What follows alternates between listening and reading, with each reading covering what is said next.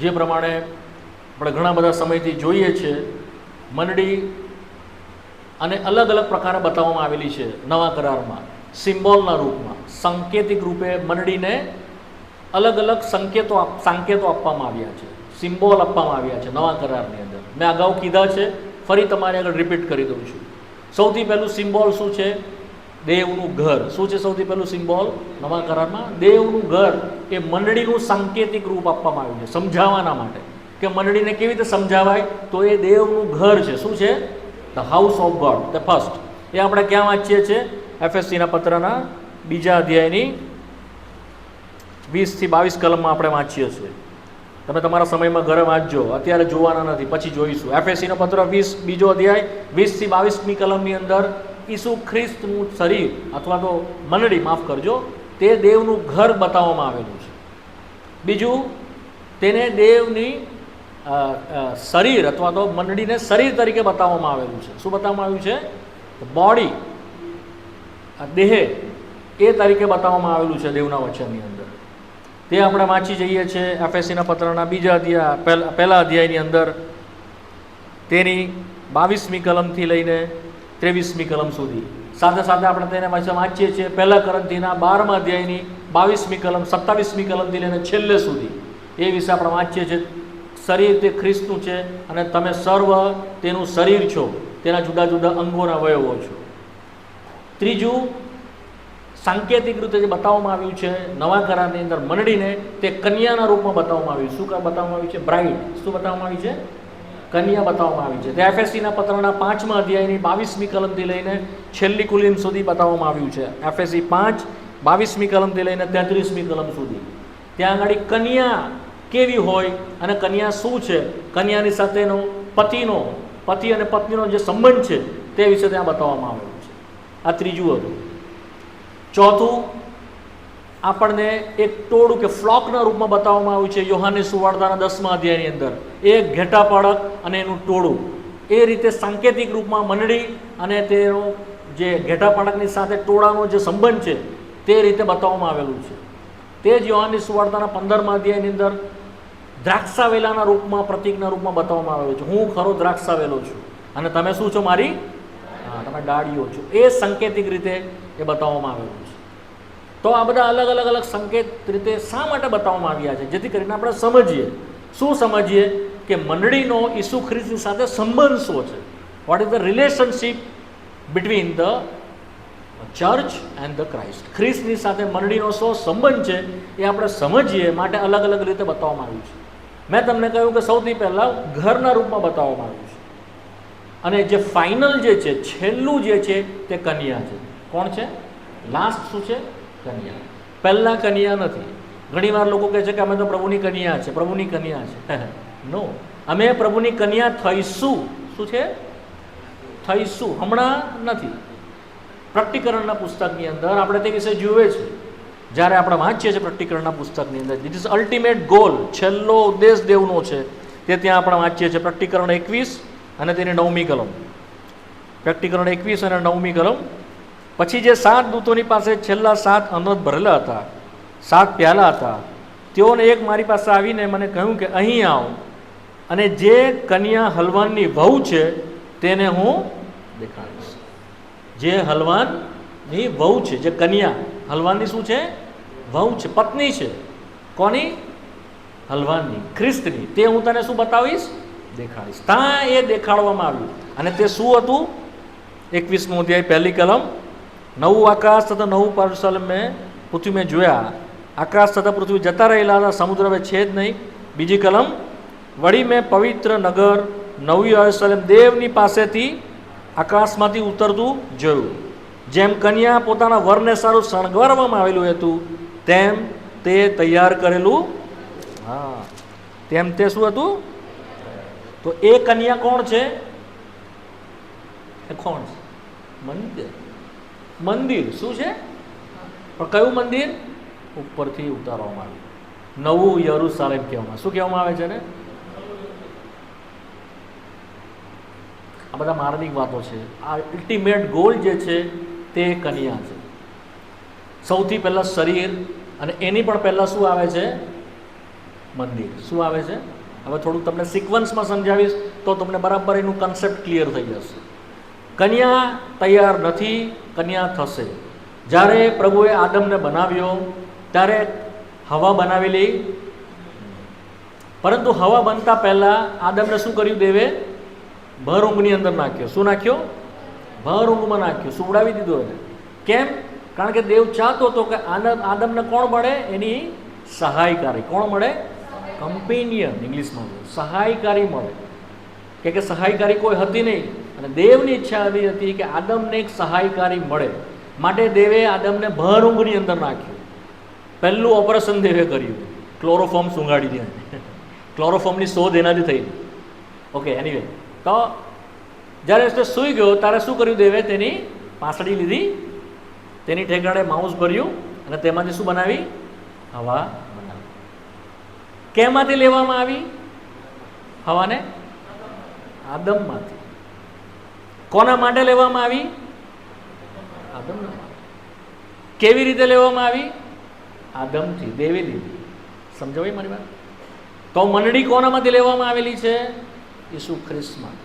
માટે એફએસસીના પત્રના 5મા અધ્યાયમાં આપણે વાંચીએ છીએ. જો તમે ત્યાં જ છો એફએસસીના પત્રમાં, તો તમે વાંચો 31મી કલમ વાંચો, 31 અને 32.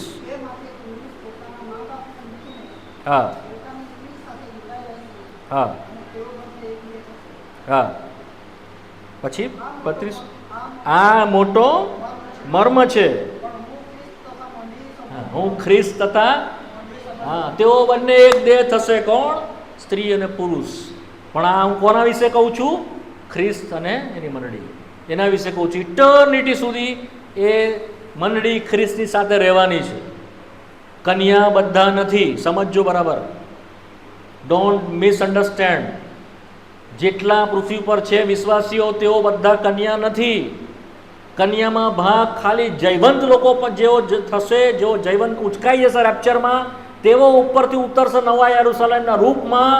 અને તેને કહેવામાં આવ્યું, જો હું હલવાનની વહુ તને બતાવું છું. ધ ઓવરકમર બિલીવર્સ, જયવંત વિશ્વાસીઓ, જેઓ વિજયવંત થાય છે, જેઓ વિજયવંત રહે છે, જેઓ પાપની સાથે રમત રમતા નથી પણ શુદ્ધતામાં રીવે છે, પ્રભુની સાથે સાથે ચાલે છે, રોજ રોજ, day by day, moment by moment, ક્ષણ ક્ષણ પ્રભુના માટે જીવે છે. એવા લોકો જે ઉચકાઈ ગયા તેઓ કન્યાના રૂપમાં નીચે ઉતરશે. તે છે. સમજ પડી? મારા હડકામાંનું હડકું, મારા માઉસમાંનું એનામાંથી લેવાયેલું, એનાથી લેવાયેલું, એના માટે લેવાયેલું, એને અર્થે લેવાયેલું. તો સમજ પડી મંડળી? કન્યા શું છે? એક ચિત્ર કેવું બતાવે છે? રિલેશનશીપ. શું બતાવે છે? હા, રિલેશનશીપ. આપણે લેટર ઓન જોઈશું ફર્ધર સ્ટડીમાં. મંડળીની સાથે ખ્રિસ્તનો જે સંબંધ કન્યાના રૂપમાં બતાવવામાં આવ્યો છે એફએસસીના 5મા અધ્યાયમાં. ત્યાં એવું કહે છે, ખ્રિસ્તે મંડળી પર પ્રેમ રાખ્યો. જેમ તમે તમારી પત્ની ઉપર પ્રેમ રાખો, જેમ ખ્રિસ્તે મંડળી પર પ્રેમ રાખ્યો. સ્પીક અબાઉટ લવ. શું બતાવે છે? કોના વિશે બોલે છે? પ્રેમના સંબંધ વિશે બોલે છે. બીજું, સાર સંભાળના સંબંધ વિશે બોલે છે. ત્રીજું, કમ્યુનિયન, સંગત વિશે બોલે છે. હંમેશના માટે પતિ પત્નીની વચ્ચે જે સંબંધ છે એ બીજા કોઈની વચ્ચે સંબંધ હોતો નથી. એ સંબંધ વિશે બોલે છે. કોને? ખ્રિસ્તને અને મંડળીને. ઇન્ટિમેટ રિલેશનશીપ, ગાઢ સંબંધ. સમજાય મારી વાત? પણ તે થાય પહેલા મંદિર વિશે બોલે છે. શું બોલે છે? મંદિરના સંકેત વિશે બોલે છે. મંદિરનો સંકેત શું બતાવે છે? શું બતાવે છે? આ મકાન બનાવવું હોય તો શું કરવું પડે? સૌથી પહેલાં આપણે પ્લાન બનાવવો પડે. પ્લાન બનાવીને શું કરવું પડે? સ્ટ્રોંગ ફાઉન્ડેશન નાખવું પડે, પાયો નાખવો પડે. પ્લાન વગર બાંધકામ કોઈ કરે? હું પોતે બિલ્ડર છું અને એન્જિનિયર આર્કિટેક્ટ પણ છું, એટલે એન્જિનિયર પણ છું. અમે પહેલાં પ્લાનિંગ બનાવીએ કે કેવું બનાવવાનું છે. એમને બધું ભેગું કરીને લઈને આવી નહીં જઈએ, ચાલો ખાડો કદર બધું નાખી દઈએ અંદર. નો, વી હેવ અ ડિઝાઇન. આપણે ડિઝાઇન કરીએ, પ્લાન કરીએ, ભાઈ કેવો રૂમ, કેવું બનશે, કેટલા ફ્લોર, આ છે, ડિઝાઇન કરીએ, પ્લાન. સેકન્ડલી, બીજું શું જરૂર પડે છે? પાયો નાખવો પડે. શું નાખવો પડે છે? Strong foundation. ત્રીજું, આપણને સારું મટીરિયલ જોઈએ, સારી ગુણવત્તાવાળું માલ સામાન જોઈએ. રેતી, કપચી, ઈંટ માટીથી બનાવી દઈએ, સ્ટીલ, સારામાં સારું આપણને જોઈએ મટીરિયલ. થર્ડ, આપણને શું જોઈએ? સારા કારીગરો જોઈએ, સારા મજૂરો, સારા કડિયા, સારા મિસ્ત્રી, જે હુનરથી ભરાયેલા છે, કુશળતાથી ભરાયેલા છે, સ્કિલથી ભરાયેલા છે. તેઓ શું કરશે? સારી રીતે પ્લાન પ્રમાણે પાયાની ઉપર બાંધકામ કરશે. શું કરશે એને? હા, બાંધકામ કરશે. અને બાંધકામ તૈયાર થશે પછી શું થશે? આપણે આવીને અંદર રહીશું. Speak about the habitation of God. શેના વિશે બોલે છે? દેવના નિવાસ સ્થાન વિશે બોલે છે. જે મંડળી ખ્રિસ્તી સાથેનો સંબંધ દેવના ઘરના માટેનો છે, તે શું બોલે છે? દેવના નિવાસ સ્થાન વિશે બોલે. શું બોલે છે? દેવતા રહેવાનો છે. સાદી ભાષા શું કરવાનો છે? દેવતા. ત્રીજું જે છે તે તેની શરીર વિશે બોલે છે. શરીર શું બોલે છે? શિર અને શરીર. આપણું શરીર શેના વિશે બોલે છે? એ શું બતાવે છે? શું સંકેતિત કરે છે? આપણે અધીનતામાં રહેવાનું છે. શું કરવાનું છે? આપણે શરીર કોના અધીનતામાં રહે છે? અધીનતામાં. પછી બીજું શું કરે છે? એકબીજા સાથે આપણે અટેચ રહેવાનું છે, ફંક્શન કરવાનું છે. મને આનો ના નહીં પાડી શકાય, પગ હાથને ના નહીં પાડી શકે, આપણે બધા એકબીજાને સાથે લઈને ચાલવાનું છે. શું બતાવે છે? ફંક્શન, કાર્ય બતાવે છે. કોના? સબ્જેક્શનમાં. અને બીજું, એકબીજાનો દ્વેષ કરી શકતા આપણે શું કરીએ છીએ? એકબીજા પર પ્રેમ રાખીએ છીએ. શું કરીએ છીએ? આ હાથ પગની ઉપર દ્વેષ કરે તો શું થાય? પગ હાથની ઉપર જો ઈર્ષા કરે તો શું થાય? શું થાય? આપણે કામ જ નહીં કરી શકીએ. પહેલાં તો મને કોણ ખવડાવશે? પેલો મોહ કે ભાઈ જરાક નિવાડું લે ને મને પહોંચાડ ને તો હું ખાઉં કઈ. હાથ કે હું તો કામ જ નહીં કરવાનું, આમ બહાર પાછળ બાંધી દીધા તો ખાઈશું કેવી રીતે? દાંત કે હું ચાવીશ નહીં તો અંદર જશે કેવી રીતે? જીભ કે હું લાળ ગ્રંથિ ઊની ઉત્પન્ન કરું, તમને પચવા જ નહીં દઉં તો શું કરે? અંદર પેટ કે હું પચવા નહીં દઈશ તો શું કરશે? સો એક પણ બોડીનું અંગ જો બરાબર કામ નહીં કરે તો ફંક્શન કરી શકાય. સાચી વાત ને? એવી જ રીતે તમે ને હું, આપણે કોણ છે? અવયવો છે ખ્રિસ્તના મંડળીમાં. આપણા બધાનો રોલ છે. આપણે ઘરે જઈને સૂઈ જઈએ એવું નહીં. એક કેકની જરૂર છે, ચાહે નાનો, ચાહે મોટો, ચાહે અભણ, ચાહે બુદ્ધિમાન, ચાહે ગરીબ, ચાહે માલદાર, દરેકને નાનામાં નાનું કામ દેવના શરીરમાં છે. આપણે જો કામ નહીં કરીએ ને તો આપણે આપણી વૃદ્ધિ નહીં કરી શકીએ. એવું નહીં વિચારો કે હું નહીં કામ કરીશ તો પેલાની વૃદ્ધિ નહીં થશે. Don't think like. આ હાથ જો કામ નહીં કરે તો પેરાલાઇઝ થઈ જાય. સાદી ભાષામાં તમે ટ્રાય કરી લેજો. જ્યારે પ્લાસ્ટર કોઈ કરે, હાથ તૂટી જાય ને તો પ્લાસ્ટર કરે, ખબર તમને? પ્લાસ્ટર કરીને બાંધીને મૂકી દે 3 મહિના માટે, 2 મહિના માટે. પછી જ્યારે ખોલે ને તો કામ જ નહીં કરે, આંગળીઓ બી નહીં વળે. કેમ? નિષ્ક્રિય હતું 2 મહિના, 3 મહિના. ખ્યાલ આવે છે? એવરી બોડી, એવરી જે મેમ્બર છે મસ્ટ બી ફંક્શન. એણે કામ કરવાનું. જો કામ નહીં કરીએ પેરાલાઇઝ આપણે અહીંયા થઈ જઈશું. ઓકે, તો આ થોડીક મેં તમને બ્રીફ કર્યું, સમજ પાડી. આ છે તો દેવની મંડળીની અંદર જેનું શરીર છે એની ઉન્નતિ કરવાના માટે આપણે જોઈ રહ્યા છીએ. આપણે બધું નહીં જોવાના, ખાલી આપણે એના શરીરની ઉપર ફોકસ કરીએ છીએ. પણ શરીરની સાથે સાથે એનું ઘર છે એને જોઈ લઈશું. આ બે જ બાબત, ત્રીજું ચોથું નહીં જોઈએ. છે તો બહુ બધું, પણ બધું નહીં જોવાય. આપણે ખાલી આ એક પોઈન્ટની ઉપર ચાલીએ, કારણ કે આપણે મનન જે કરી રહ્યા છે તો એ કરી રહ્યા છે કે આપણે શિરમાં વધીએ. એફએસયુનો પત્ર, એફએસયુનો પત્ર 4થો અધ્યાય વારા પરથી વાંચવાના છે. 10મી કલમ હું વાંચીશ, 11મી તમે વાંચજો. જે ઉતર્યો એ છે કે જે સર્વને ભરપૂર કરવાને સર્વ આકાશો પર ચડ્યો. 11મી કલમ.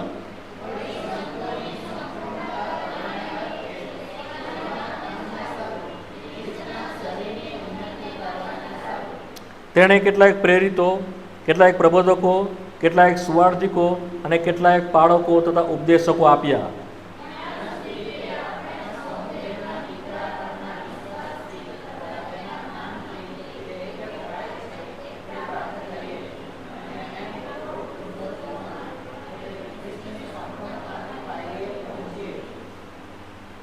સંપૂર્ણતાની પાયરી સુધી પહોંચીએ, જેથી હવે પછી આપણે બાળકોના જેવા માણસોની ઠગાઈથી, ભ્રમણામાં નંખાવાની કાવતરે પર યુક્તિથી દરેક ભિન્ન ભિન્ન મતરૂપી પવનથી ડોલા ખાનાર તથા આમ તેમ ફરનારા ન થઈએ.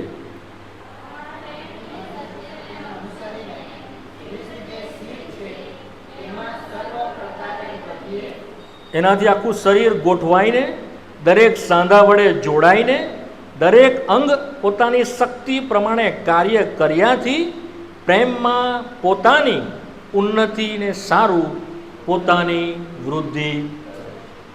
આને સમજાવવાની મારે જરૂર નથી, તમે સમજી જ ગયા છો. સમજ્યા છો કે નહીં? તમે સમજો છો? આ બાઇબલ કોની પાસે નથી? અચ્છા, બાઇબલ કોની પાસે છે? પ્રભુની સ્તુતિ થાય, બધાની પાસે છે. Very good. જો તમે અંદર વાંચ્યું છે, તમે સમજી ગયા છો કે ત્યાં આખો પ્રિન્સિપલ અથવા તો સિદ્ધાંત આપવામાં આવ્યો છે. શરૂઆત અહીંયાથી થાય છે. 11મી કલમ, સંતોની સંપૂર્ણતા કરવાને માટે સેવાને કામને સારું ખ્રિસ્તના શરીરની ઉન્નતિ કરવાને. શું લખ્યું છે અંદર? ખ્રિસ્તના શરીરની એડિફિકેશન ઓફ ધ બોડી. શું છે? શરીરની ઉન્નતિ. શરીર મસ્ત ખાય પીને તાજું માજું થાય. સાદી ભાષામાં શું થાય? તાજું માજું. ઘી, કેળા, ખીર બધું ખવડાવે ને આપણે, તો કેવું થાય? નહીં ખવડાવીએ તો માય કાંગરું. સમજ પડે ને? એ વાત. એના માટે તેમણે શું કર્યું? કેટલાયકને આપ્યા. કોણે કોને આપ્યા? કેટલાયકને બોલો ને. પ્રેરિતો આપ્યા, પ્રબોધકો આપ્યા, સુવાર્તિકો આપ્યા, બાળકો આપ્યા. હા, એવા લોકોને દાન આપ્યા. એનો અર્થ શું છે? આ દાન જો નહીં હોય તો શરીરની ઉન્નતિ થાય. સિમ્પલ. જીવતો ખ્રિસ્ત છે વાળો. કોણ છે આપણો પ્રભુ? Living Christ. And the body must be living. તો શરીર પણ જીવંત હોવું જોઈએ, મરેલું નહીં. દરેક વિશ્વાસી જીવતા હોવા જોઈએ, જેમ ખ્રિસ્ત છે તેમ. જેવું ખ્રિસ્તની અંદર રહેલું જીવન છે, તે જીવન જો દરેક વિશ્વાસીની અંદર હોય, એવા વિશ્વાસીઓ જો ભેગા થાય તો તેઓની અંદર રહેલું જીવન દ્વારા એ જીવંત મંડળી દેખાય. જીવતી મંડળી હોવી જોઈએ. કેવી હોવી જોઈએ? મરેલી મંડળી.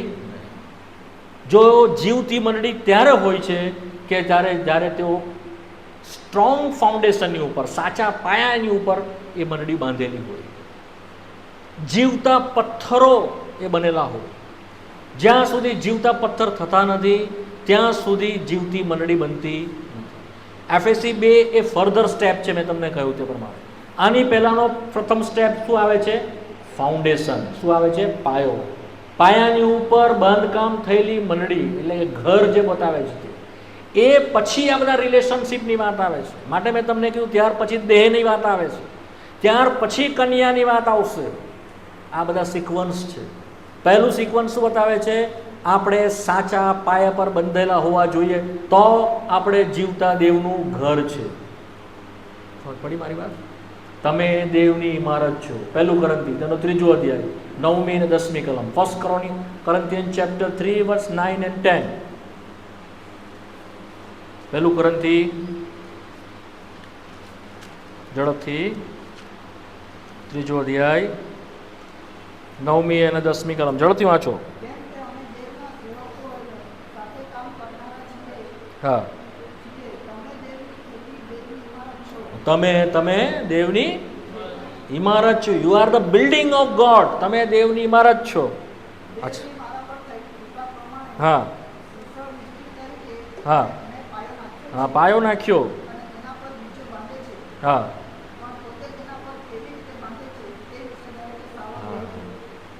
ધીસ ડેઝ, આ દિવસોમાં દેવના સેવકોએ બહુ ધ્યાન રાખવાની જરૂર છે. વાલાઓ, તમે કેવું બાંધી રહ્યા છો? અહીંયા સંખ્યા વધારવાની વાત નથી, અહીંયા સંસ્થા બનાવવાની પણ વાત નથી. જીવતા દેવનું ઘર બાંધવાની વાત છે. Be careful, very careful. ઘણી જગ્યાએ કહેવામાં આવે છે અમે ચર્ચ પ્લાન્ટિંગ કરીએ છીએ. આપણે ચર્ચ પ્લાન્ટ કરી શકતા? કોણ પ્લાન્ટ કરે છે ચર્ચ? કોણ દેવ મંડળી બાંધે છે? દેવ અને ખ્રિસ્ત. હું મારી મંડળી બાંધીશ. માથીની સુવાર્તા 16મો અધ્યાય 18મી કલમ. હું મારી મંડળી બાંધીશ. ખ્રિસ્ત બાંધી રહ્યો છે. અને શું કહે છે? નંખાયેલો પાયો કોણ છે? ખ્રિસ્ત એ નંખાયેલો પાયો છે. સ્ટ્રોંગ ફાઉન્ડેશન છે. મૂળભૂત પાયો તે છે. જો એ પાયા ઉપર આપણે નહીં બંધાયા તો આપણે દેવની ઇમારત નથી. ઇન ધ સેન્સ પહેલું પિત્તર, ચલો બીજો અધ્યાય, 4 કલમ, પહેલું પિત્તર 2:4 અને 5. જે જીવન પથ્થર છે, હા હા, તેની પાસે આવીને તમે કેવા થયા છો?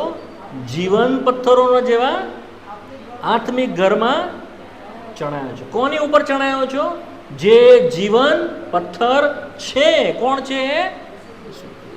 એ ખૂણાનો મુખ્ય પથ્થર છે, એ પરખાયેલો પથ્થર છે, tested, the chief stone of the corner.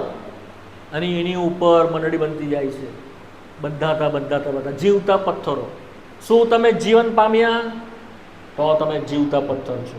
Otherwise you are dead stone. તમે મરેલા પથ્થર છો, તો તમે દેવના બાંધકામમાં કામ કરી શકતા. દેવના બાંધકામમાં લાગ ભાગ તમારે કોઈ નથી. મેં એટલા માટે કહ્યું, અહીંયા સંસ્થા બનાવવાની વાત નથી, અહીંયા આગળ કોઈ ઇમારત ઊભી કરી દેવાની વાત નથી, અહીંયા આગળ કોઈ હજારોની સંખ્યાના મેમ્બરશીપ કરીને સંખ્યા વધારી દેવાની વાત નથી. જીવતા લોકોની વાત છે. જ્યારે આપણે વાંચ્યું છે લુકની સુવાર્તાના 19મા અધ્યાયની અંદર, લોકોએ કહ્યું જ્યારે પ્રભુ ઈસુ ખ્રિસ્ત આવ્યો યરુશલેમની ભાગોળ પાસે, ત્યારે લોકોએ કહ્યું કે દેવના નામે જે આવે છે તેને ધન્ય છે, દેવના નામે જે રાજા આવે છે તેને ધન્ય, હોસાના. તારે કેટલાક આવીને કહ્યું, પ્રબોધક તારા શિષ્યોને કહે કે તેઓ છાના રહે. તને ખબર છે કે તેઓ શું બોલી રહ્યા છે? ત્યારે પ્રભુએ ત્યાં શબ્દ વાપર્યા, જો તેઓ છાના રહેશે તો પથરા, જો તેઓ છાના રહેશે તો પથરા પુકાર. વોટ ધેટ મીન ઇઝ, એનો અર્થ શું છે, એનો મતલબ શું છે? જેઓની પાસે સાચી આરાધના નથી, જેઓની પાસે ખ્રિસ્તની ઓળખાણ નથી, જેઓએ ખ્રિસ્તને જાણ્યો નથી, જેઓ એની સ્તુતિ કરી શકતા નથી, જેઓ એને પ્રભુને રાજા સ્વીકારી શકતા નથી, they are the dead stone. આ કામ યહૂદીઓએ કરવાનું હતું, નહીં કર્યું, માટે પ્રભુએ કહ્યું કે તેઓ જો ચૂપ રહેશે તો પથરા પુકારશે. These days we are the dead stone. આપણે મરેલા પથ્થરના જેવા હતા. તેણે આપણામાં જીવન લાવ્યું, આપણને જીવતા પથ્થર ગણે કર્યા, જેથી આપણે યહૂદી નહીં, આપણે કરારથી પારકા, વચનથી પારકા, ઇબ્રાહીમના સંતાન વગરના, કોઈ રીતે આપણે એની સ્તુતિ અને એને દેવ કહી શકીએ એવા નહોતા. આપણે પુકારતા થયા, મારા દેવ, મારા પ્રભુ. તો શું તમે જીવતા બન્યા? That is the question. શું તમે સાચા પાયા પર આવ્યા? એ ધ ક્વેશ્ચન. કે હજુ પણ તમે એ મરેલા છો? આપણે કેવી રીતે જીવતા થઈએ છીએ? ઈસુ ખ્રિસ્તની ઓળખાણ દ્વારા. કેવી રીતે જીવતા થઈએ છીએ આપણે? હા, ઈસુ ખ્રિસ્તની ઓળખાણ દ્વારા. લુકની સુવાર્તા 9મો અધ્યાય, લુક ચેપ્ટર 9.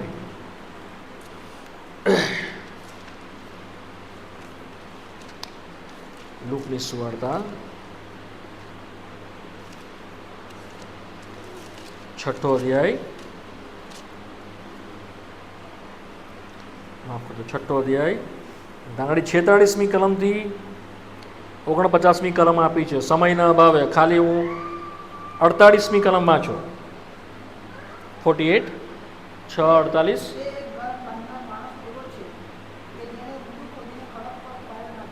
હા હા હા હા, સારી રીતે. હા, 49મી કલમ સાથે વાંચો બધા.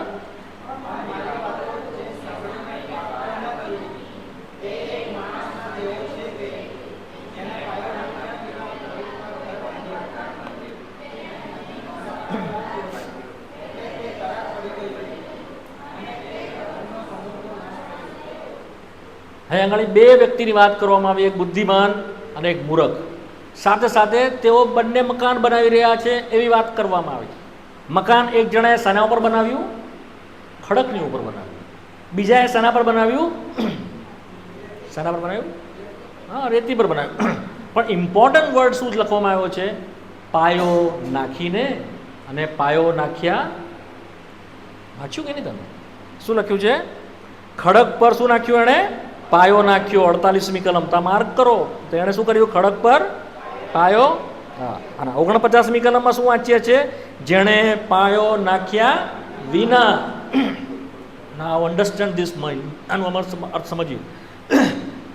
તમે પાયો નાખ્યો તો તમે એની મંડળીનો ભાગ છો, અધરવાઇઝ નહીં. Strong foundation required.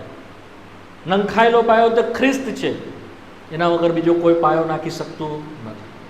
ખ્રિસ્ત શું તમારામાં પાયા રૂપે નંખાયેલું છે તમારા જીવનમાં, તો તમારામાં જે ઇમારત ઊભી થશે તે સાચી જીવતી ઊભી થશે, અધરવાઇઝ નહીં. ત્યાં કન્ડિશન શું આપવામાં આવી? જે મારી વાત સાંભળીને પાડે છે તે પાયો નાખેલો છે. જે સાંભળ્યા કરે છે અને પછી આ કાનમાંથી કાઢીને આ કાનમાં અહીંયાથી બહાર જાય એટલે ભૂલી જાય, તેવો ને. જેઓ સાંભળીને, આપણે કલમ સુંદર છે, જો તમે તે સાંભળીને તેને માનો એ પ્રમાણે. બહુ સુંદર યોહાની સુવાર્તામાં એ કલમ છે, જો મને મળે તો હું તમારા માટે વાંચું.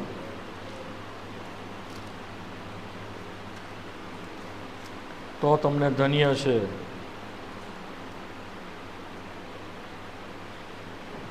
તેરમો અધ્યાય 17મી કલમ, યોહાન 13:17. વાંચી જાઓ. હા હા, જો તમે જાણીને શું કરો તેને, હા, તો તમને શું છે? હા, સાંભળનારાઓ બહુ ઘણા છે વાલાઓ, આધીન થનારા બહુ ઓછા છે. પહેલાં લખવામાં આવેલું કે જે આ વચનો વાંચે છે તેને ધન્ય છે, જે સાંભળે છે તેને ધન્ય છે. પક્તિકરણમાં વાંચીએ છીએ જે તેને પાડે છે તેને ધન્ય છે. હિબ્રુનો પત્ર, હિબ્રુ 6ઠ્ઠો અધ્યાય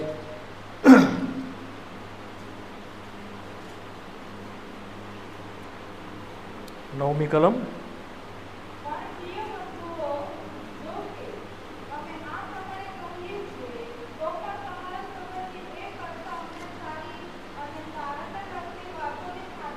ના ના ના, ભૂલ થાય છે મારી.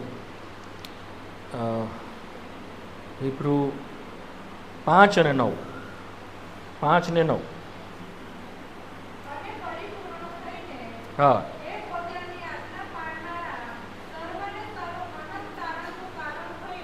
આ ઈસુ ખ્રિસ્તની ઓળખાણ તમારે અને મને આ થવી જોઈએ. સૌથી પહેલાં શું થવી જોઈએ? તે આજ્ઞા પાડનારાઓ અને સર્વન માટે શું થયું છે?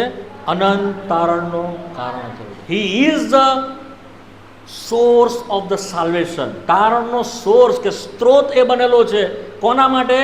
આજ્ઞા માનનારાઓના માટે. એ પાયો એ છે કે જે નાખવામાં આવ્યો કે જો આજ્ઞા માને છે તેઓના માટે એ તારણના દ્વારોને ખોલે છે. આજ્ઞા માનતા નથી તેઓના માટે તારણ કે ઉદ્ધાર નથી.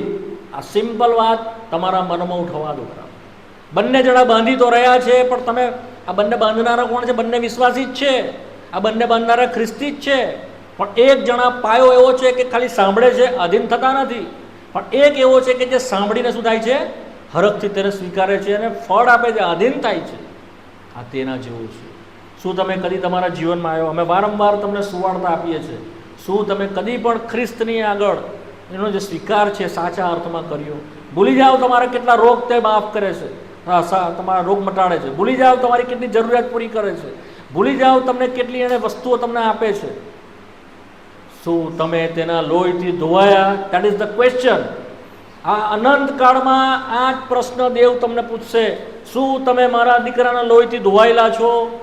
શું તમે દીકરાનું જે ન્યાયપણું છે તમે ઓઢાડાયેલું છે? શું તમારામાં મારા દીકરાનું જીવન જેમાં ઉપલબ્ધ કરાવ્યું તે છે? શું મારા દેવના, મારા આત્મા ઈસુ ખ્રિસ્તના લીધે તમારામાં છે? શું તમે જીવતા, જાગતા, જૈવંત થતા અત્યાર સુધી ચાલતા ચાલતા આવ્યા?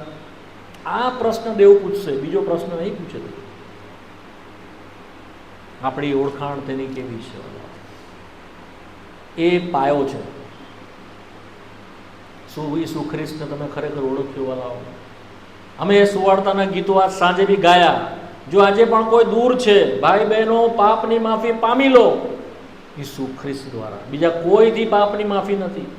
પ્રેરિત 4 ને 12 કહે છે, આકાશ તળે અને પૃથ્વીની ઉપર બીજું કોઈ નામ આપવામાં આવ્યું નથી કે જેના દ્વારા તારણ નન, એક પણ નામ નહીં, ઈસુ ખ્રિસ્ત દ્વારા. શું તમે તેની પાસે આવ્યા? યોહાનની સુવાર્તા 20મો અધ્યાય, જોન ચેપ્ટર 20, 31મી કલમ વાંચો. તમારો પાયો મજબૂત થાય, તમારો પાયો ક્લિયર થઈ જાય, પછી ઇમારત ઊભી થશે.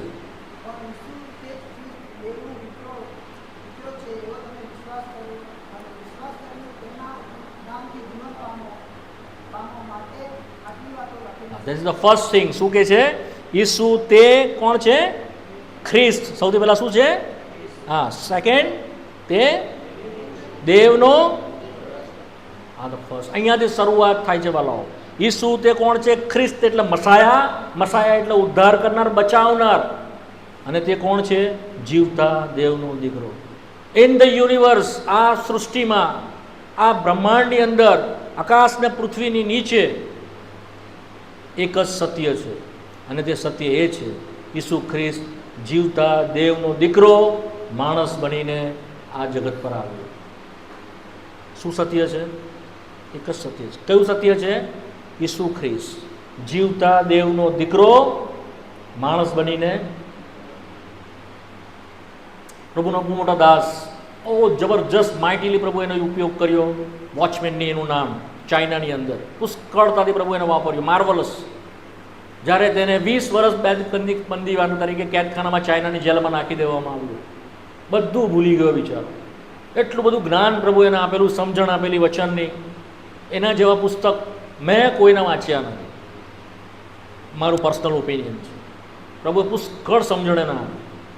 બધું વોશ આઉટ થઈ ગયું. જીવનના છેલ્લા દિવસોની અંદર તેને કોઈકે જેને પૂછ્યું, ખ્રિસ્તી તરીકે તે દુઃખ સહન કરતો હતો, કારણ કે સામ્યવાદ દેશ હતો ચાઇના, અને સતાવણીના રૂપમાં તેને જેલમાં નાખી દેવામાં આવ્યો. 20 વર્ષ જેલમાં રહ્યો હતો.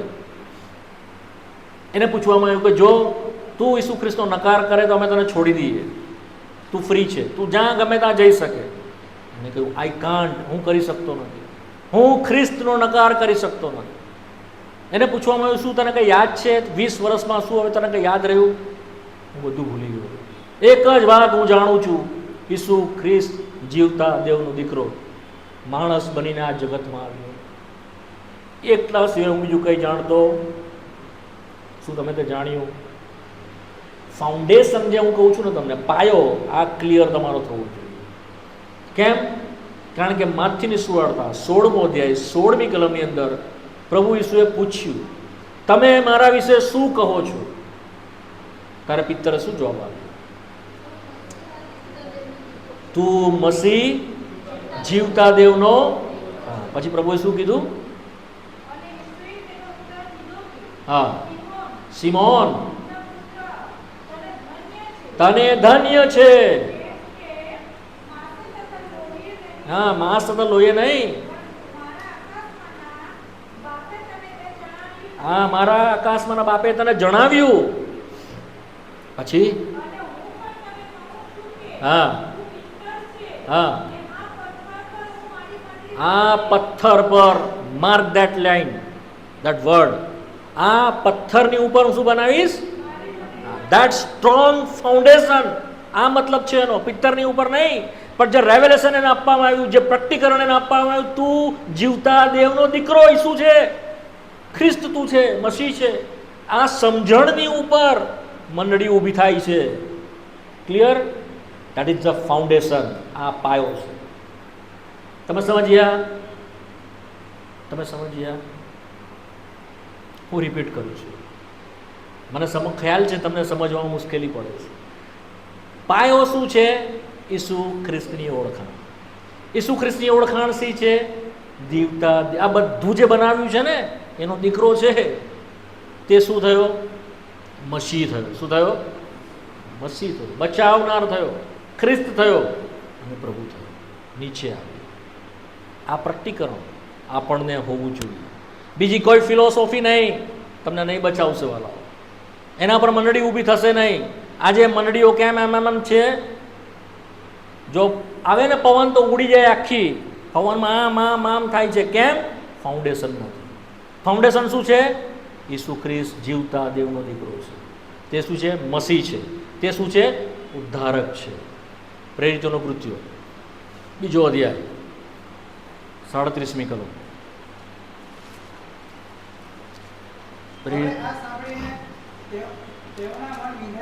હા હા ના ના માફ કરજો, 36મી કલમ. Very sorry. જાણવું, તમારે નિશ્ચય જાણવું. હા હા, તેને શું બનાવ્યો છે? ક્રાઇસ્ટ એન્ડ જેને તમે મારી નાખ્યો ચમો પામ્યા. અરે અમે જેની રાહ જોતા હતા, આટલા વર્ષોથી એની રાહ જોઈને બેસેલા, ક્યારે મસીહ આવશે, ક્યારે મસીહ આવશે, ક્યારે મસીહ આવશે, એ આવી ગયો, મને ખબર બી નહીં પડી. અમે જેને વધસ્તંભ પર ચડી દીધો, હૃદય છિન્ની થઈ ગયા, પસ્તાવો કરવા માંડ્યા. અમે શું કરીએ? વી હેડ ટેકન બિગ મિસ્ટેક. અમે ઓળખ્યો જ નહીં. યોહાનની સુવાર્તા 17મો અધ્યાય 3જી કલમ. યોહાન 17. હા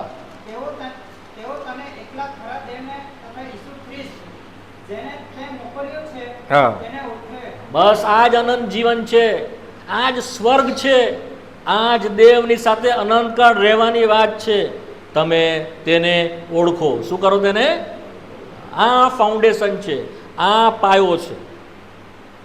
જો આ પાયા પર તમે ઊભા છો તો તમે જીવતા પથ્થર છો.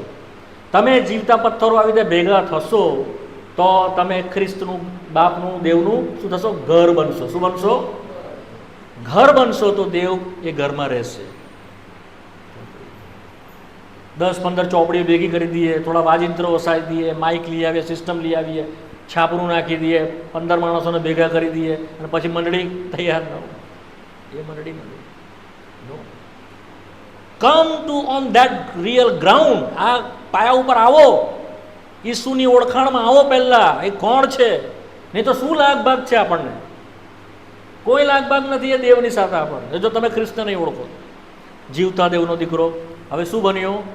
ફિલિપી બીજો અધ્યાય. ઝડપથી આપણે તેની ઓળખાણ વિશે જોઈ રહ્યા છે ટૂંકાણમાં. બહુ બધી વાત તો છે પણ હું તમને શોર્ટમાં કહી દઉં, મારો ટાઈમ બહુ ફાસ્ટ જાય છે. ફિલિપી બીજો અધ્યાય.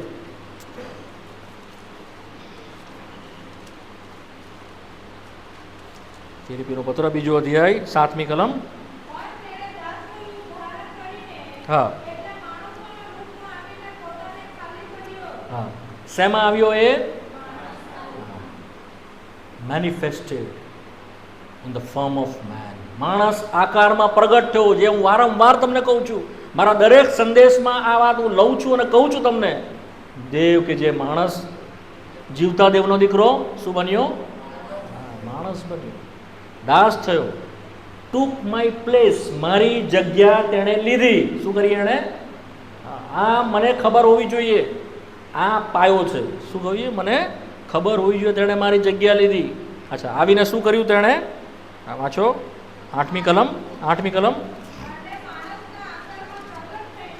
હા હા હા, વધસ્તંભને શું કર્યું? પોતે ઓબિડિયન્ટ અનટુ ધ ડેથ. મરણ સુધી પોતાને તેણે આધીન કર્યો. 1 પીટર, 1 પીટર 3જો અધ્યાય 18મી કલમ. 1 પીટર 3:18. ઝડપથી.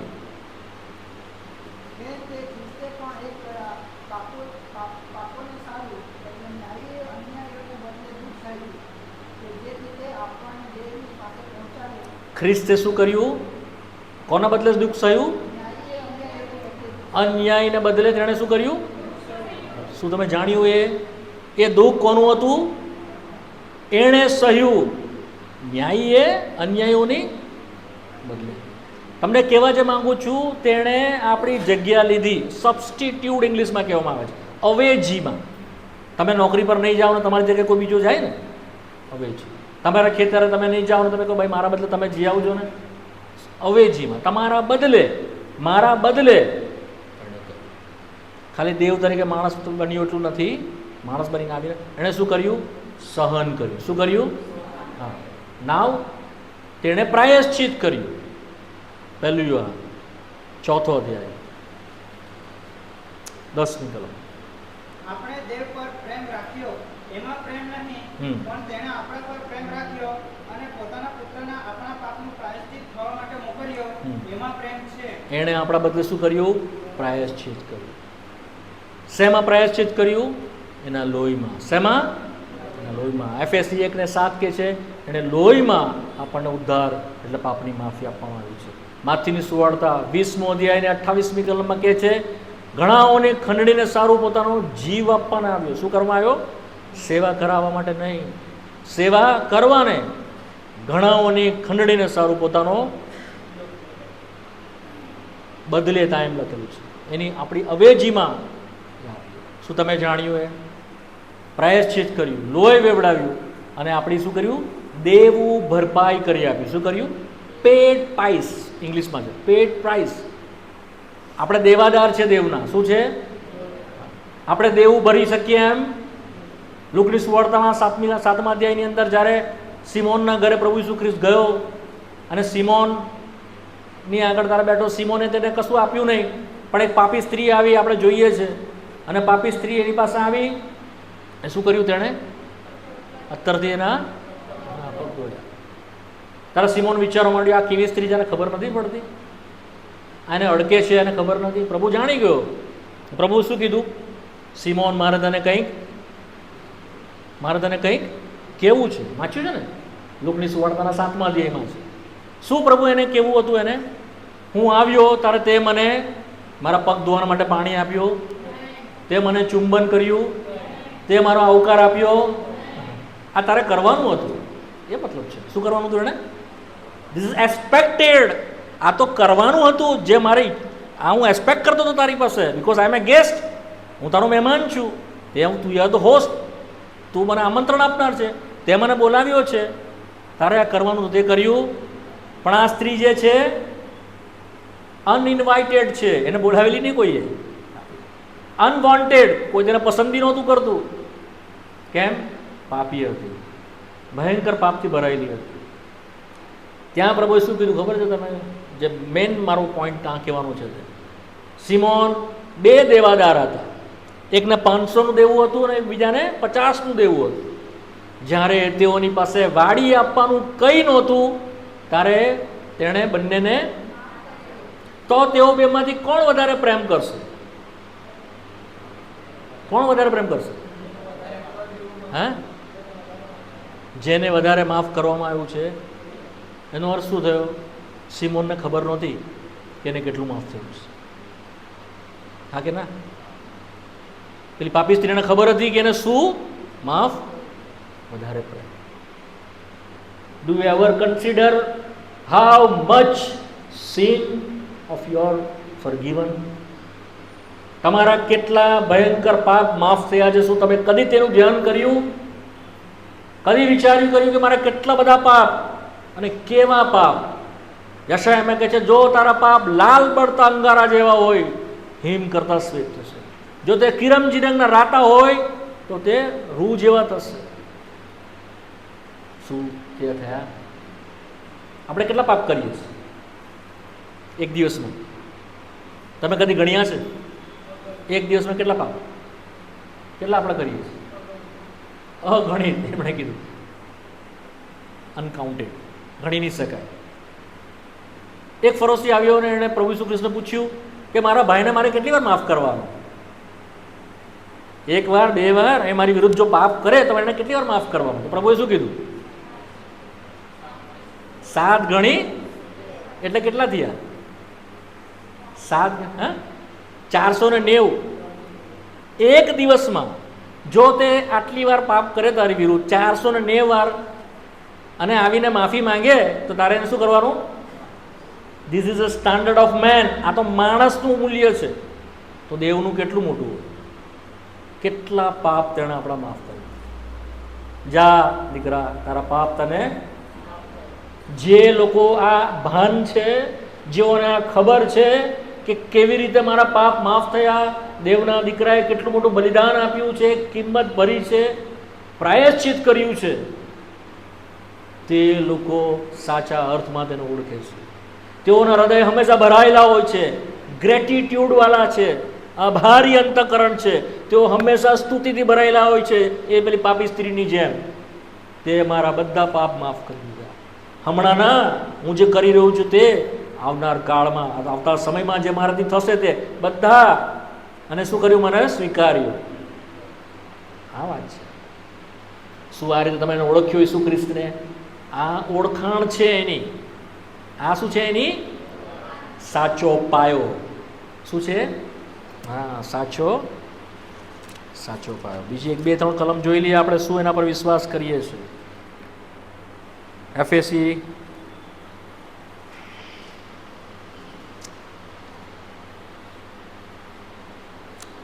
સમય વધારે જાય છે એટલે વધારે કલમ નહીં જોઈએ.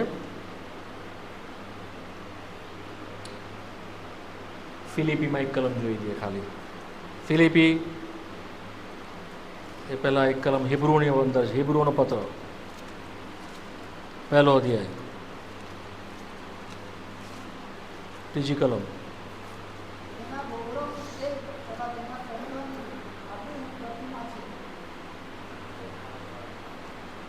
પછી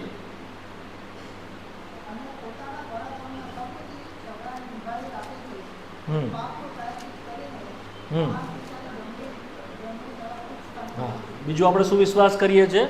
દેવનો દીકરો હતો, માણસ બન્યો, મારા બદલે પ્રાયશ્ચિત કર્યું, મારા બદલે લોહી વેવડાવ્યું, તેના લોહીમાં મને ક્ષમા મળે છે, તેણે મારું દેવું ભરપાઈ કરી આપ્યું. બીજો શું વિશ્વાસ કરે છે?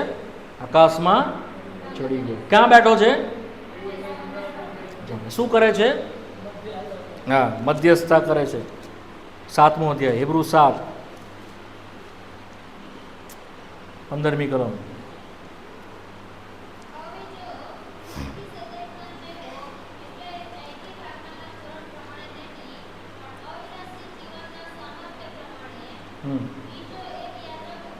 ના ના ના ના ના, હિબ્રુઓનો પત્ર 7મો અધ્યાય ને 25મી કલમ.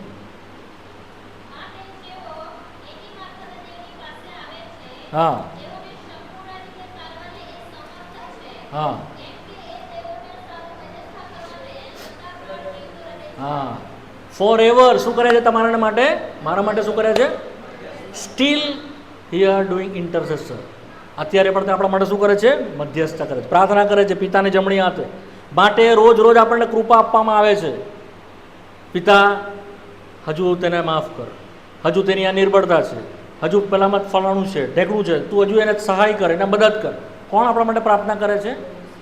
તે આપણો વકીલ છે. બીજી ભાષામાં શું છે? અમારો એડવોકેટ. યોહાનના પત્રમાં વાંચીએ છીએ, તે આપણો મધ્યસ્થ છે અને આપણો એડવોકેટ છે. તે પિતાની આગળ આપણા માટે રોજ રોજ વિનંતી કરે છે. અને છેલ્લું તે શું કરશે? પાછો આપણને લેવા. હા, ફિલિપી 3:20. ફિલિપી 3:20. હા હા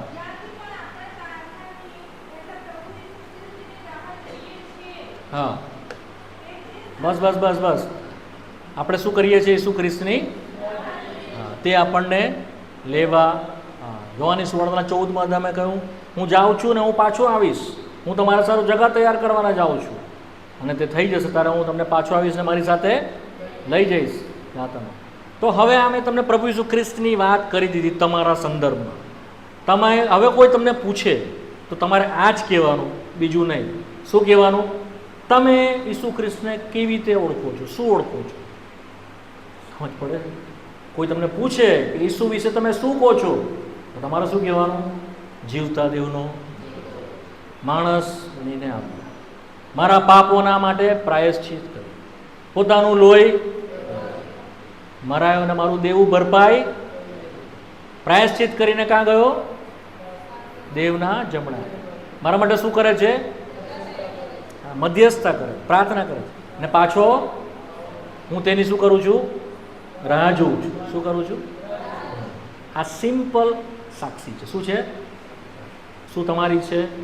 તો તમે સાચા પાયા ઉપર આવેલા છો. અધરવાઇઝ તમારો પાયો છે જ નહીં. તમે સમજ પડી? મને પેલું કેન્સર થયું હતું ને મટી ગયું, પ્રભુની સ્તુતિ થાવ, એના માટે કંઈ ના નથી. એ પાયો નથી. It's not a foundation. This is the foundation. આ જો પાયો નંખાશે તો ઊભા રહેશો, અધરવાઇઝ જ્યારે પ્રભુ બધું હલાવવાનું છે ઈબ્રુઓના પત્રની અંદર છેલ્લા દિવસ બધું જ હલાવી નાખશે પ્રભુ. ખાલી એનું ઘર ઊભું રહેશે. એનું ઘર કોણ છે? જીવતા દેવની મંડળી. તે ઊભી રહેશે છેલ્લા દિવસમાં. બધું પ્રભુ હલાવવાનું છે. હું તમને બીવડાવતો નથી, પણ તમે વાંચી લો એ કલમ, પછી બંધ કરીશું આપણે ઈબ્રુઓનો પત્ર.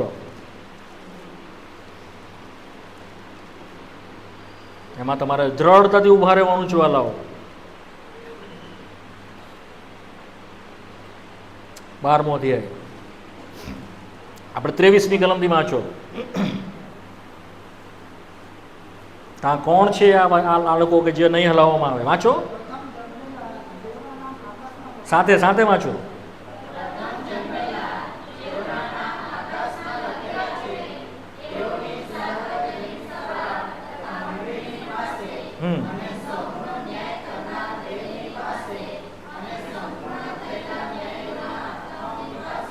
હા,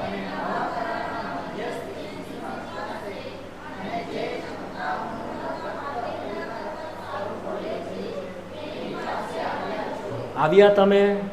ત્યાં કહે છે તમે જીવતા પથ્થરની પાસે આવીને તમે ચણાયા.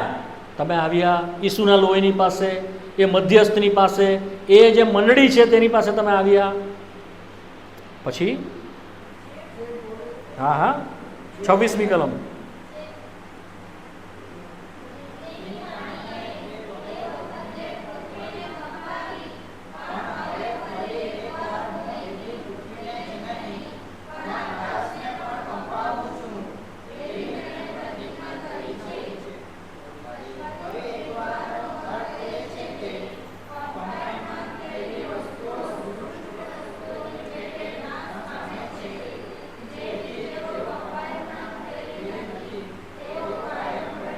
અઠ્ઠાવીસમી કલમ ધ્યાનથી વાંચીએ. માટે સાથે કંપાવવામાં નહીં આવે એવું રાજ્ય પ્રાપ્ત કરીને આપણે દેવનો આભાર માનીએ.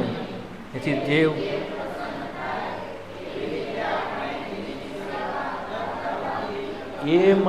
બસ બસ બસ એ મંડળી કંપાઓમાં બધું કંપાવશે પ્રભુ, બધું હલાવી નાખશે આ છેલ્લા દિવસોની અંદર. એની મંડળી સ્થિર રહેશે. શું તમે એ મંડળીમાં આવ્યા? શું તમે મંડળીનો ભાગ છો? તો પછી ફર્ધર વાત આવશે. પ્રેરિતો, પાળકો, પ્રબોધકો, શિક્ષકો અને સુવાર્તિકોના દાન આપ્યા કે જે દ્વારા તમે વૃદ્ધિ પામતા જાઓ. આના વગર વૃદ્ધિ નહીં મળશે. અને આ દાનો બહારથી નથી, મંડળીમાંથી પ્રભુ ઊભા કરે છે. કાથી ઊભા કરે છે? રફતે રફતે. જો આ તમે સાચા પાયા પર આવશો તો તમારામાંથી દેવ આ દાનોને ઊભા કરશે. શું કરશે દેવ? આવા દાનોને પ્રદીપ કરશે. દેવ આપે છે. કોને આપે છે? મંડળીને આપે છે આ દાન. પ્રબોધનું દાન, પ્રેરિતનું દાન, પાળકનું જે મંડળીને સાચવશે, સુવાર્તિકનું દાન જે પ્રભુની વાત લઈ જશે, જે શિક્ષકનું દાન કે જે સમજણ આપશે, પ્રબોધનું દાન કે જે તમને ચેતવશે, પ્રેરિતનું દાન જે ખ્રિસ્તને રૂબરૂ પ્રગટ કરશે. આત્મિક અર્થો છે બધા દાનોના. આ પદ નથી, આ પદવી નથી, આ દાન છે. અને તે શાના માટે છે? મંડળીની વૃદ્ધિના માટે છે. શાના માટે છે? આ જે આ દાનો છે જ નહીં બધા નામથી, અમે અપોસ્તલ, અમે પ્રોફેટ, મસ્કરી કરે છે. પ્રભુ બચાવે, પ્રભુ બચાવે. સાચા પાયા પર આવો, મંડળીની ઇમારત બનો, એને વળગીરો. લાસ્ટ કલમ હિબ્રુ ચેપ્ટર 3, 3જો અધ્યાય હિબ્રુનો પત્ર વાંચીને બંધ કરીશું. હિબ્રુ 3,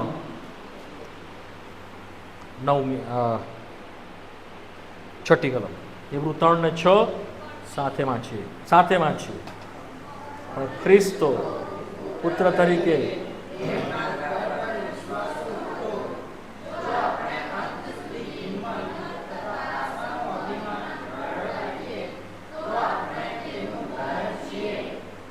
બસ બસ આપણે ક્યારે એનું ઘર છે?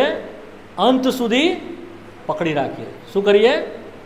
અંત સુધી શું કરીએ? તો આપણે શું છે તેનું? જે ઘરમાં એ રહેવાનું છે, જે ઘરમાં એ અનંતકાળ સુધી એ ઘરમાં એ રહેશે. પ્રકટીકરણની અંદર વાંચીએ છીએ. સમય નીકળી ગયો મારો, પૂરો થઈ ગયો. 2 મંડળીને પ્રભુએ કહ્યું. એક તો લાવોદિકિયાની મંડળીને, ફિલોડેલ્ફિયાને, અને મારા ખ્યાલથી એક પરગામાની મંડળીને, હું આવું ત્યાં સુધી જે કઈ તારી પાસે છે તેને વળગી રહે. શું કહે છે? Hold fast which thou hast. એ કલમ વાંચી લો. પ્રભુનો આત્મા મને બહુ જ આપે છે, એ માટે વંચાવું છું. પ્રકટીકરણ 3 અધ્યાય 11મી કલમ. પ્રકટીકરણ 3:11.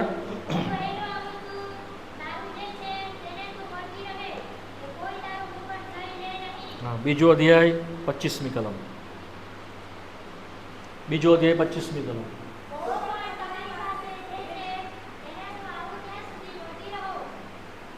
તમારી પાસે જે છે તેને વળગી રહેવા માટે કંઈ હોવું જોઈએ. કંઈ હોય નહીં તો હવાને તો વળગી નહીં રહેવાય. Strong pillar. શું છે? Strong pillar. વળગી રહીએ. અહીંયાથી શરૂઆત કરી છે. પ્રભુની ઈચ્છામાં ફર્ધર જોઈશું શેને વળગી રહેવાનું છે, કેવી રીતે આપણે વૃદ્ધિ પામવાની છે. અધરવાઇઝ આપણે મિસ કરી જઈશું. પ્રાર્થના કરીએ. સમય બહુ ગયો છે, માટે પ્રાર્થના માટે બધાને કહેતા નથી, પણ મારી નમ્ર અરજ છે, તમે દરેક ઘૂંટણ પર આવો અને મનમાં પ્રાર્થના કરો. બધા ઘૂંટણ પર આવો અને મનમાં પ્રાર્થના કરો. 2 કે 3 મિનિટમાં પૂરું કરી દઈશ. સર્વ ઘૂંટણ પર આવી જાઓ. પ્રભુને માન આપો અને પ્રભુને કહો, જીવતા પ્રભુ, તમારો આભાર. મનમાં કહો, તમે અમારા પર પ્રેમ રાખ્યો અને તમારા દીકરાને, તમારા એકના એક દીકરાને પાછો રાખ્યો નહીં, પણ અમારા માટે મોકલી આપ્યો. એ ખ્રિસ્ત બન્યો જેથી કરીને અમને બચાવે. તે પ્રભુ બન્યો જેથી કરીને તે મંડળીનું શિર બને. અમે આભાર માનીએ છીએ પ્રભુ. અમે વધારે કંઈ સમજી શકતા નથી, પણ જે પ્રમાણે મેં સાંભળ્યું, ઈસુ ખ્રિસ્ત જે જીવતા દેવનો દીકરો માણસ રૂપ લઈને જગતમાં આવ્યો, મારા સર્વ પાપના ભાર તેણે ઉઠાવ્યા. લાકડા પર તેણે મારા પાપ પોતાના માથે લીધા. વધસ્તંભ પર ગયો. મારા સર્વ પાપની કિંમત તેણે ભરી પોતાના લોહી દ્વારા. એ મૂલ્યવાન લોહી, એ પવિત્ર લોહી, એ શુદ્ધ લોહી તેણે વેવડાવ્યું. જેણે કદી પાપ કર્યું નહીં, પાપ જાણ્યું નહીં, મારા માટે પાપ રૂપ થઈ ગયો, મારું માટે પ્રાયશ્ચિત કર્યું. પ્રભુ તમારો આભાર. હું આ વાત પર વિશ્વાસ કરું છું અને તેની તમારી સ્તુતિ કરું છું. તેણે મારી ખંડણી ભરી આપી, મારું દેવું ચૂકતે કરી આપ્યું. મારી પાસે તમને આપવાના માટે કંઈ નહોતું, તેણે બધું મારું દેવું ચૂકતે કરી આપ્યું. મને સ્વતંત્ર કર્યો, મને ક્ષમા આપી. પ્રભુ તમારો આભાર. તે મારો ઉદ્ધાર કરનાર છે, તે મારો પ્રભુ છે. હું તેનો સ્વીકાર કરું છું. મારા પોતાના પાપોની ક્ષમા માંગુ છું. મારા હૃદયમાં આવો, મારા જીવનમાં આવો. મને જીવતો પથ્થર બનાવો કે જે તમારા રહેવાના માટે, તમારા રહેઠાણને માટે જે મંદિર તૈયાર થાય છે, તેમાં હું પણ જીવતા પથ્થરની જેમ ચણવામાં આવે, મને પણ તેમાં મૂકવામાં આવે. એક કિંમતી અને મૂલ્યવાન પથ્થર મને પણ બનાવવામાં આવે. હું મારું નકામું જીવન તમને સોંપી દઉં છું. તમારા હાથમાં એ જીવનને લો, એને સુંદર બનાવો, એને આત્મિક રીતે દ્રઢ બનાવો, એને જયવાન બનાવો, એને વૃદ્ધિ આપો, જેથી કરીને હું તમારી સેવા કરી શકું, જેથી કરીને તમે મારાથી સંતોષ પામો, તમે મારાથી ખુશ થાઓ. હું મારું અર્પણ તમને કરું છું. પ્રભુ ઈસુના નામમાં માંગુ છું. આમીન. જો એ આ પ્રાર્થના કરી છે, તમે ખાતરી રાખો તમારા હૃદયમાં પ્રભુએ આ પ્રાર્થનાને સાંભળી છે, તેણે તમારો સ્વીકાર કર્યો છે, શાંતિથી જાઓ, પ્રભુની હાજરી તમારી સાથે રહેશે અને તે તમને છેવટ સુધી સંભાળી રાખશે અને જે કંઈ જરૂરનું છે તે બધું તમારા માટે તે કરશે, પુષ્કળ કૃપા આપશે.